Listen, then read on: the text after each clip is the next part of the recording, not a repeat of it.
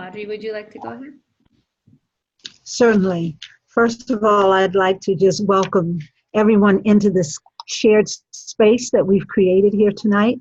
I'd like to thank Adriana and Annie for being such great hosts and helping me to be on par with everything, all the technology and everything else that's going on. So thank you so much for that. And also, again, welcome everyone who's on the call this evening. This is a subject that is very close to me in terms of talking about our indigenous minds, so to speak, and because we're all from some place. And I'll talk about a definition that I use for indigenous shortly. But being in an indigenous way, let me just introduce myself as Audri Scott Williams, the daughter of Arthur and Natalie Williams, granddaughters of John and Ora Williams and Wright Scott and Eleanor Brooks. Just wanted to bring my ancestral lineage into the call this evening. And the next thing that I would like to do, having called forward not only my ancestors, but to call forward your ancestors so that we're seeing ourselves all sitting together in this sacred circle. So in that space, let me just offer a prayer. Great Creator, as we come together in circle this evening, we give thanks for the many blessings that you have bestowed upon us as we sit here remembering tonight. It is symbolic that we are here together at this time in history, that we sit here together united as one family. As we do, we hold not only those who are present in this circle, but as we feel around us the absence of those who were not able to make it on the call this evening, we bring them in. We bring them in as a part of this human family that we all belong to. We represent them as well tonight. We hold them dear. We open our hearts to great compassion for humanity, and we hold that throughout this time that we'll share this evening.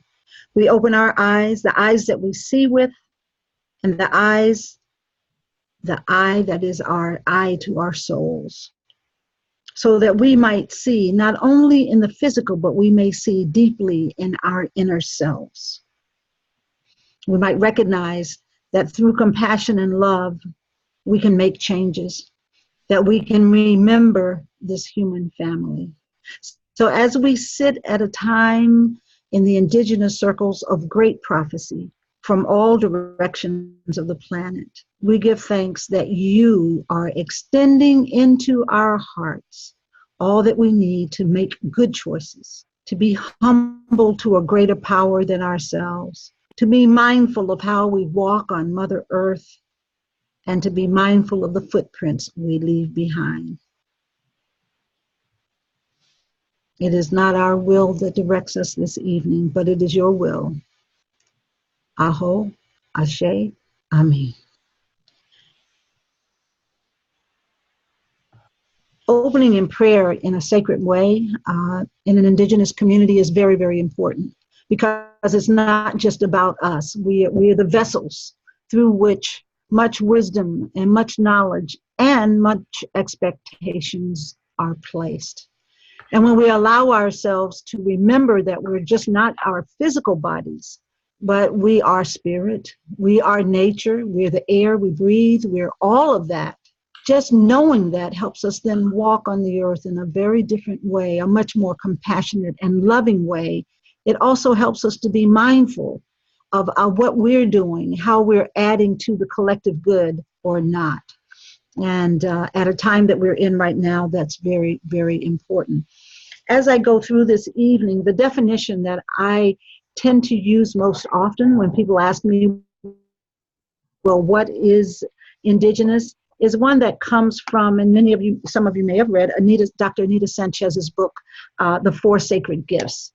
And her definition of indigenous is, across many indigenous peoples and their tribes, they point to a common description rather than a single definition. A truly Indigenous person is one who has an intimate connection with Mother Earth and who embraces all human beings in order to get along with them. There is a respect for diversity, which is part of the circle of life. Pluralism is valued, so it does not matter what color you are, for there is no being better than or less than, no negative judgment. We are all connected. Indigenous people listen to not only their minds, but most importantly to their hearts and to what Mother Earth is saying. So that's a context as I go forward with the conversation this evening. I'll also weave this presentation through some of the experiences that I've had. I consider my life to be an incredible journey of not knowing in advance what the next step was going to be, but every step ended up being perfect. I was a dean of a college up until the early 90s, and then I had a dream. And I talk a lot about dreams in my work because often the dream or vision can all of a sudden change our course when everything's going well, especially those dreams and visions would come with such a deep knowing that you just know that whatever that dream called forward in you, you had to step to it. And that was my experience. I had a dream going to work one day to let go and allow spirit to guide my steps and everything would be all right. That was very traumatic in a way for me because I'd been working very hard on establishing a career that I was very proud of and very happy to be engaged in there as a Dean of Continuing Education and Community Services in Southern Maryland. However, it was so compelling that I knew I was going to do it, and so I did. Once I accepted that call, the call of the dream or the call of the vision, I left my job, and then everything in my life that could unravel, unraveled. And so needless to say, I was unearthed in a way from what was my familiar. And being unearthed from your familiar really puts you in a place that is at the same time vulnerable and at the same time ecstatic. It is amazing what happens. So I yielded to that vision. And as a result of that, started a journey, one, to discover my ancestral roots. I worked on a master's degree at Naropa, as was mentioned earlier, in the Worldwide Indigenous Science Network. Dr. Apila Colorado was very significant and important in terms of getting that program at Naropa.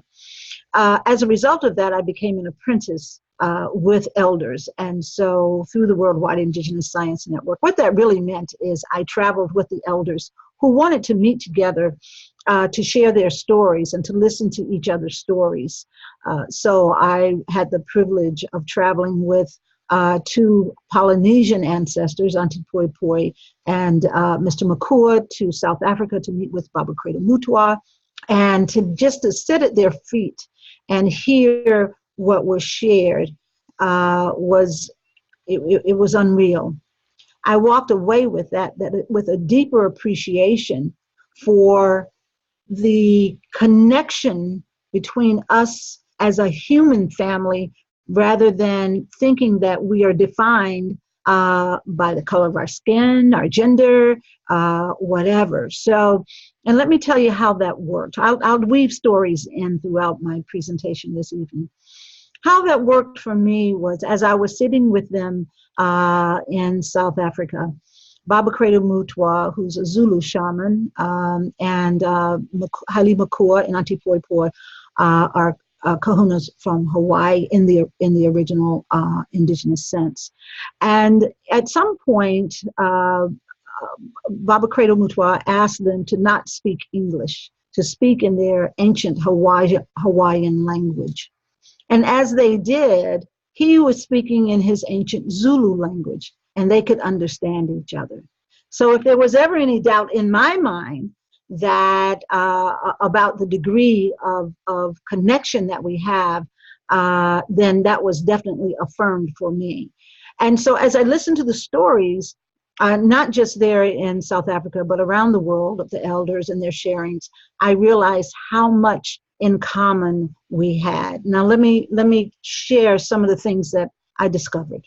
One is that everybody's that I met who was called to a sacred work, a sacred job, whatever, however you may call it, had a dream or a vision that landed them in that space of discovery. In 1996, there was a gathering in South Carolina called the Kumbalamba gathering. An elder from Africa, Mam Fatusek, came to South Carolina. She was 103 at the time. She wanted to come to South Carolina to ask permission to be on the land, as would have been the tradition of the Africans who were brought over if they had come in a traditional way. And so she asked, it was funded through Morehouse University, School of Medicine, as well as Ford Foundation and others. But as she agreed to come and found a home for what she wanted to achieve, her condition was that the healers from America, South America, all over North America would need to be notified, because she would want to apologize to them for the way they came and to ask permission on behalf of generations of Africans who were brought here during slavery. So here we are, we gather the first evening, and Mom calls forward, starts to pray, and she asked the rains to come if there's any cleansing that needs to happen. And within about a few seconds after her translation, the translation was giving, the skies opened up and the rains came. The next morning, two native elders stood on by the fire pit and lit a sacred fire. And they said, as long as this fire burns, there'll be no more rain. And of course, there were no more rains. What is significant in this conversation about that is there was a gentleman from a Native American elder, John Cohese, and he had just collected the 100 feather for on the hoop of the of 100 eagle feathers. Now, he had a dream where he saw the hoop and he saw the feathers being attached to the hoop, and he took it to his elders, and the elder said that this was a sign of great prophecy for what was to come, that this was a time of healing of humanity and bringing the human family back together.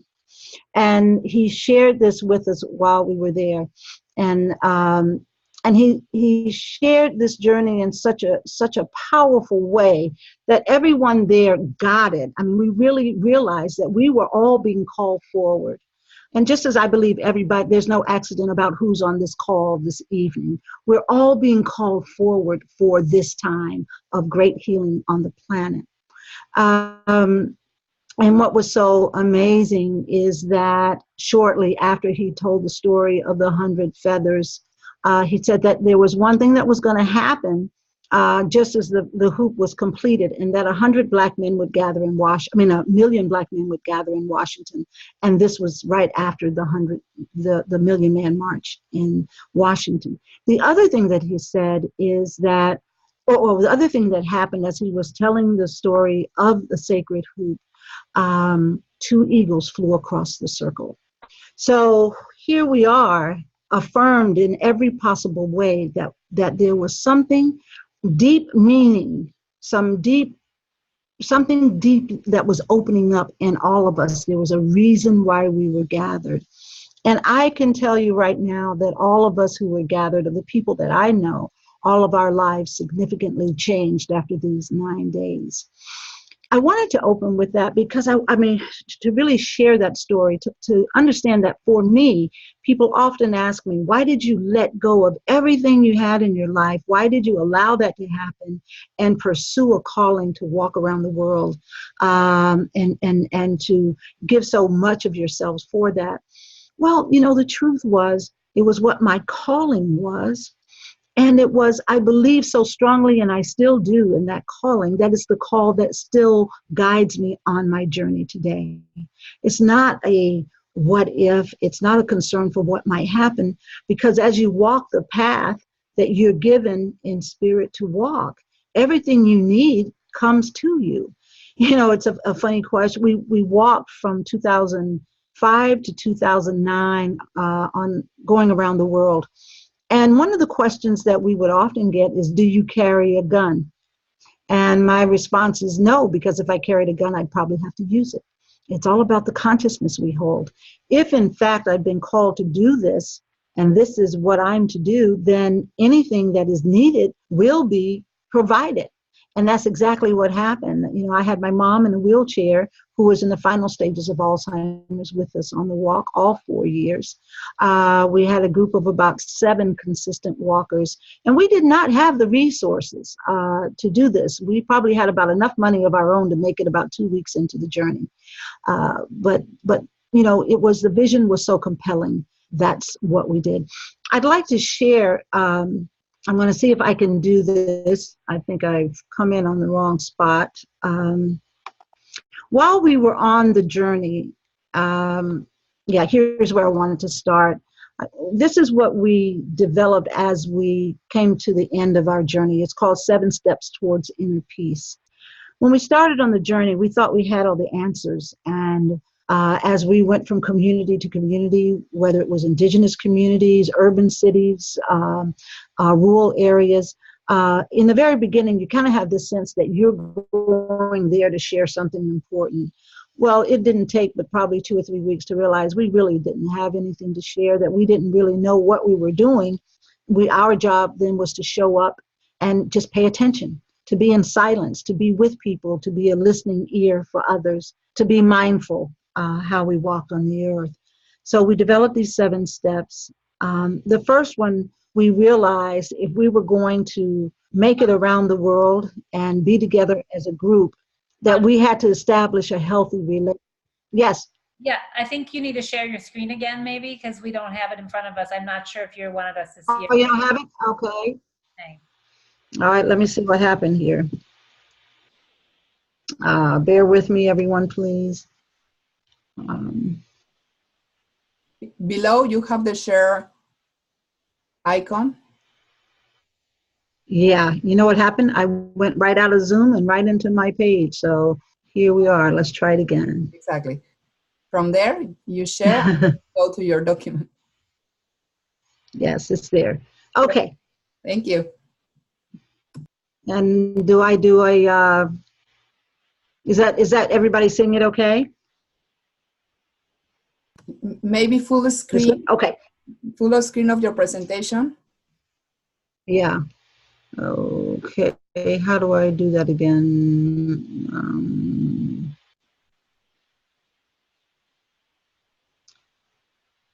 Tell you what, since I don't know how to do it, why don't we just keep going? Yes. Yeah, I don't want to hold too much time up. As I settle down, maybe I'll figure it out. Okay, so our first, as I said, the first thing we had to figure out was, here we go. Uh-oh. Are you still seeing the screen?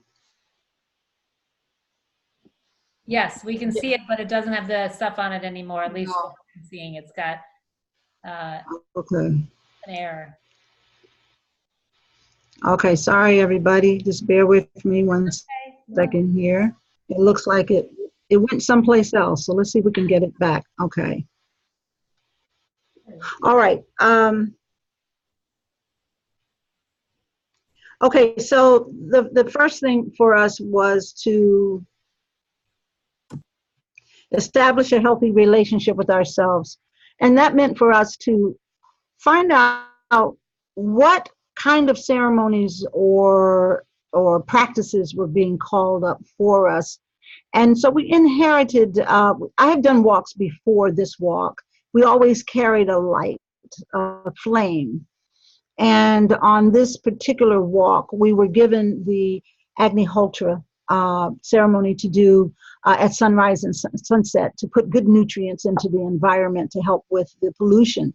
So that was one that was given to us, and we did it every day on our journey. And then the other thing was meditation, because there's so much that gets called up in you that you really need to take the time to center. And so we found ourselves adopting meditation when we walked. I mean, it was almost as though everything that we did was a meditation. We walked often in silence, and then we practiced meditation in the evening and as a part of our morning ritual. So that, and then just listening, deep listening to everything that we hear around us in the environment and what people say. We learned very early on that most people just want to be heard. And that was a real gift to us to be able to be the recipient of stories. Here are some photographs of different places around the world. The one with the 4 teenagers, that we would often bring young people when we were in a community out to walk with us. And so that you can see how happy they are to have had that experience. Developing that daily spiritual practice, as I've said, was so important.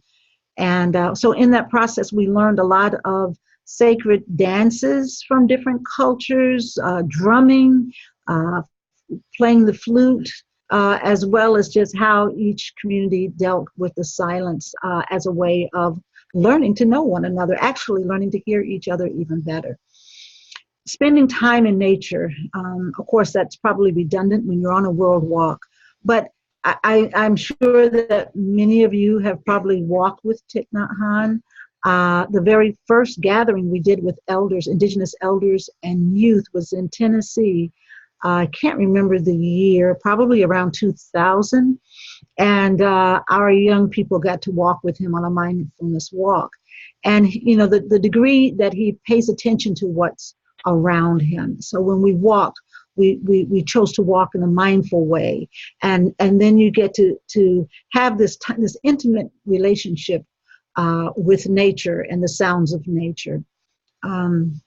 This was on one of our journeys in Hawaii. We were on a little 17-foot rubber raft, and we had this 65-foot beautiful whale, mother whale, come up and spend about an hour and a half with us. And so you never know what's going to show up when you surrender to the beauty and grace of nature.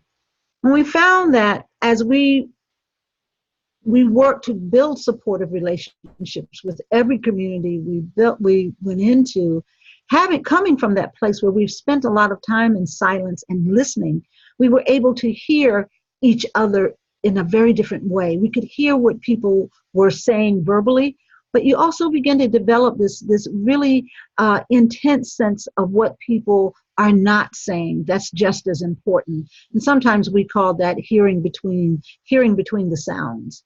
And so we were always bringing groups together that it was very unusual for some of us to gather. I mean, all races, all cultures, as diverse as we could have the groups be. That was our goal, so that we can reintroduce, in my prayer, I said, remember. It's not just the mind remembering, it's bringing the family back together again. So you get to see some of that represented in our images. Here's a young group of people, these incredible angels who walked from Washington with us on another walk to Alabama to raise awareness about the environment and to introduce agriculture as one thing that we can do in our homes on a day-to-day basis to help improve the environment. Images in India. And the gathering that I spoke about where the young people walked with Thich Nhat Hanh, at the end of the gathering, all the young people found a baby and lifted that baby up as representing that their commitment was to the next generation. So here you'll just see the next thing for us was helping somebody. If we got in trouble, we knew that we were not focusing, we were too inwardly focused and not focused on the environment around us. So in an Indigenous way, one of the things that brings you great peace, great joy, great abundance is the great giveaway. So we would immediately say, what are we not doing? Where do we need to be? Sorry about that. Where do we need to be focusing our energy right now what do we need to be working towards? And so you'll see we worked on ranches, we worked on food banks, we worked in just in communities, working with children and elders. So that, that was a very important part of what we did. We also had gatherings. So it wasn't just a physical walk, it was walking the talk, and honoring the sacred in all. Here's an image from our global Indigenous gathering that we did a few years back.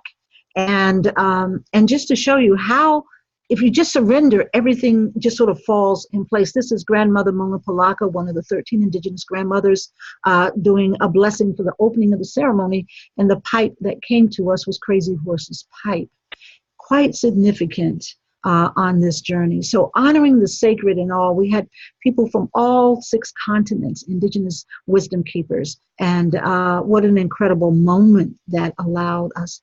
This is in India. This is my mother that I told you about, Natalie, became known as Mama Nat all over the world, engaging with an Indian woman as they were preparing for ceremony. And my mother's the one in white.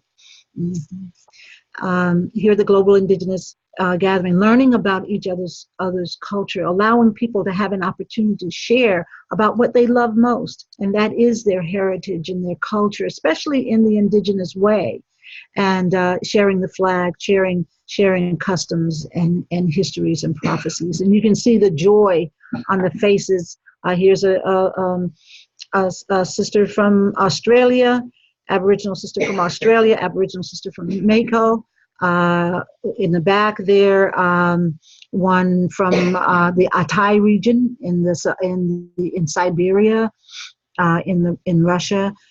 So just so many mixtures of people. And their one comment that they all would make when they started arriving from their travels to our location was, oh, this is our family. And one of our elders would say, oh, I'm your uncle. Didn't your mom tell you? And so, they never saw themselves as strangers. They immediately connected as family. So what do we, how wonderful it would be if every day, every face we met with love. We met with an expectation that here is my family. The final step for us on this path was developing the strength and courage to free ourselves, to face the fire that's burning in our hearts, even if it means sometimes you have to walk alone. When I made the decisions that I made about following the call of spirit, the call of the dream, I ended up leaving my job, resigning from my job. That had a great impact on my family, and as you can imagine, my relationship with my husband, which led to us separating, and of course had a financial impact. So literally stripped down to become more pliable to the call of spirit. And of course, once you do that, you're never really walking alone. For every cause that we walk, there's always been an audience. There's always been other walkers and people who care about the earth and care about humanity who show up over and over and over again. We just had to create the allowing space for that to happen. So here's some of the walks that we've done in Baltimore. The one that says "We Are the Beloved Community" was in Alabama at the time that the LGBTQ Act was, was being passed in Washington, D.C. And in Baltimore, it was right after, the young man Gray, who was murdered by the police there. This was a walk to help bring healing and to bring the community back together. So we had, as you can see, we had a tremendous turnout, and we walked for, I think it was 3 or 4 miles together as a community. And when we passed by homes, people would come outside and say, do you need water? What do you need? And some of them even joined us on our journey. There was another group walking, they joined our group. So people are really right now wanting to make a difference. And I think it's very important for us to remember that. So in all the journeys that we did, peace always represented for us passionately engaged, affecting compassion everywhere. That's what we walk for. Sometimes we said passionately engaged, affecting community everywhere, but it's definitely interchangeable. Thich Nhat Hanh, I think it was an interview with Oprah a while back, made the statement that out of suffering, a phoenix can be born. And that's really the true call of this work. Sometimes we do burn up figuratively or literally in terms of the work, in terms of the level of deep commitment and sacrifice to the work that we do, but we are also reborn into this new essence of ourselves. I certainly have seen it in my life. I am so much stronger and happier and available. I think that's a call that this time is that's on so many of us right now. We are being called up. You know, we look at so many things that are happening. I don't want to get into politics, but just to say, regardless of where we are in the political arena, when we step outside of the political language, we're in trouble. You know, we have great suffering. And when we have great suffering, it doesn't matter who it is. It doesn't matter from where they come. They're part of this family. And our calling then is to heal. Mr. McClure, I wanted to show some video footage, but I felt that'd be too much for our time. But Mr. McClure, Haile McClure, from Hawaii, who's now an ancestor. Many of the elders that I traveled with are now ancestors. So I feel like it was a real blessing that I had the opportunity. But he would say that this time that we're in right now is calling the spiritual warrior forward. And he says from his point of view, when he talks about sovereignty, it has to do with the idea of sharing and cooperation. And we have already experienced separation. What this time is calling forward is not the competition and aggression that comes with separation. It is rather shifting from a negative polarity to a positive polarity. He says it's said by the ancestors that each person is a magnet, and we attract to us whatever it is we feel that we want or we need. And he said, so therefore attraction can have a counterpart as well. So there's a counterpart for attraction is repulsion. The positive polarity for attraction is acceptance. And he says that this time is about accepting who you are. And the positive polarity for acceptance is love. And that love's positive polarity is ecstasy.